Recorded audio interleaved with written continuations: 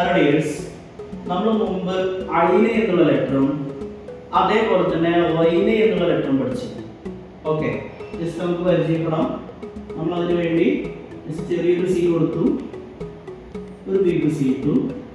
അതേപോലെ വൈന് പഠിക്കുമ്പോഴും ഇതേപോലെ തന്നെ ചെറിയൊരു സി കൊടുത്തു, ബിഗ് സി ഇട്ടു. വൈനിന് നേരെ മുകളിൽ ഒരു ഡോട്ട് ഉണ്ടായിരുന്നു. ഓക്കെ, ഇനി അതേപോലെ തന്നെ നമ്മൾ ഐന് ഒരു വേർഡിന്റെ ആദ്യത്തിൽ വരുന്ന രൂപം പരിചയപ്പെടുത്തി. അതേപോലെ ഐന് ഒരു വേർഡിന്റെ സെന്ററിൽ വരുന്ന രൂപം പരിചയപ്പെടുത്തി. ഐന് ഒരു വേർഡിന്റെ അവസാനത്തിൽ വരുന്ന രൂപം പരിചയപ്പെടുത്തി. അതേപോലെ തന്നെ വൈന് ഒരു വേർഡിന്റെ ആദ്യത്തിൽ വരുന്ന രൂപം പരിചയപ്പെടുത്തി. വൈന് ഒരു വേർഡിന്റെ സെന്ററിൽ വരുന്ന രൂപം പരിചയപ്പെടുത്തി. വൈന് ഒരു വേർഡിന്റെ അവസാനത്തിൽ വരുന്ന രൂപവും പരിചയപ്പെടുത്തി. ഞാനിവിടെ എഴുതാൻ കാരണം നമ്മളിവിടെ എഴുതി പരിചയപ്പെടുത്തിയപ്പോൾ ഇവിടെ കൃത്യമായിട്ട് ഒരു ഹോൾ നിൽക്കുകയാണ്. അതേപോലെ തന്നെ ഇവിടെ ഒരു ഹോളുണ്ട്, ഇവിടെ ഒരു ഹോളുണ്ട്, ഇവിടെയും ഹോളുണ്ട് അല്ലേ?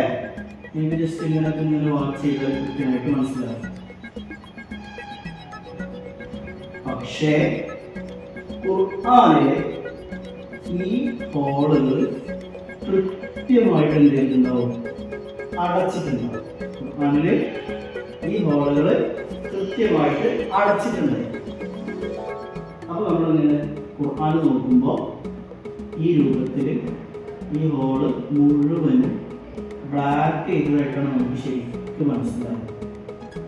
ഓക്കെ, നമുക്ക് ഖുർആൻ നോക്കുമ്പോൾ കാണാൻ കഴിയും. ജസ്റ്റ് ഇങ്ങനത്തെ ഒരു ഹോൾ ഇവിടെ ഉണ്ടാവും.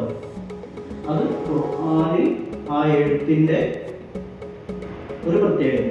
ഓക്കെ, അപ്പോൾ അതുകൊണ്ട് നമ്മൾ മനസ്സിലാക്കണം, ഇവിടെ നമ്മൾ സെൻറ്ററിൽ വരുന്ന ഐനാണ് എന്നുള്ളതും ഈ ഭാഗത്ത് അവസാനത്തിൽ വരുന്ന ഐനാണ് എന്നുള്ളതും ഇവിടെ വൈന് സെൻറ്ററിൽ വരുന്നതാണെന്നുള്ളതും ഇവിടെ വൈന് സെൻറ്ററിൽ വരുന്ന അവസാനത്തിൽ വരുന്നതാണെന്നുള്ളതും കൃത്യമായിട്ട് നമ്മൾ മനസ്സിലാക്കണം. Okay, thank you.